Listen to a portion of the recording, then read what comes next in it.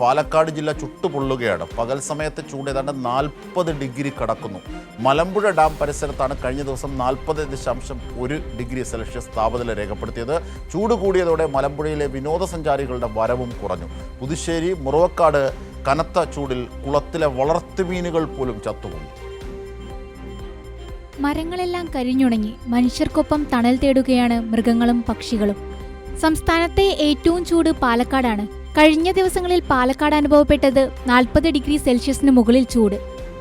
തുടർ ദിവസങ്ങളിലും ചൂട് വർദ്ധിക്കുമെന്നാണ് കേന്ദ്ര കാലാവസ്ഥാ വകുപ്പിന്റെ മുന്നറിയിപ്പ്. അസഹനീയമായ ചൂടാണ് പകൽ സമയങ്ങളിലും അനുഭവപ്പെടുന്നത്. കനത്ത ചൂടിൽ ചെറുകുളങ്ങളിൽ വളർത്തുന്ന മത്സ്യങ്ങൾ ചത്തുപൊങ്ങി. മറുവക്കാട് സുമതി മുരളീധരന്റെ മത്സ്യങ്ങളാണ് ചത്തുപൊങ്ങിയത്. മെയ് മാസത്തിൽ വിളവെടുക്കാൻ തയ്യാറായ കട്ട്ള, റോഹു, തിലോപ്പിയ, മൃഗാല എന്നീ മത്സ്യങ്ങളാണ് ചത്തത്. 1.5 ലക്ഷം രൂപയുടെ നാശനഷ്ടമുണ്ടായതായി സുമതി മുരളീധരൻ പറഞ്ഞു. സമാനമായ മറ്റിടങ്ങളിലും കനത്ത ചൂട് മത്സ്യകൃഷിയെ ബാധിച്ചിട്ടുണ്ട്. ഫിഷറീസ് വകുപ്പ് പ്രതിരോധ മാർഗങ്ങളൊരുക്കാൻ നടപടികളും ആരംഭിച്ചിട്ടുണ്ട്. പാലക്കാട് ജില്ലയിൽ വേനൽ മഴ പെയ്യാത്തത് ചൂടിന്റെ കാഠിന്യം വർദ്ധിപ്പിക്കുന്നുണ്ട്. വേനൽ മഴ ലഭിക്കാത്തതിനാൽ പാലക്കാട്ടെ വിവിധ പ്രദേശങ്ങളിലും ജലസ്രോതസ്സുകളിൽ വെള്ളം താഴ്ന്നു. അണക്കെട്ടുകളിൽ ആകെ സംഭരണശേഷിയുടെ പകുതിയിൽ താഴെയാണ് വെള്ളം. വേനൽ മഴ ഇനിയും ലഭിച്ചില്ലെങ്കിൽ വെള്ളം താഴ്ന്നേക്കും. മലമ്പുഴ, പോത്തുണ്ടി എന്നീ ഡാമുകളിൽ നിന്ന് കുടിവെള്ള ആവശ്യത്തിനായി വെള്ളം പുറത്തേക്ക് ഒഴുക്കുന്നുണ്ട്.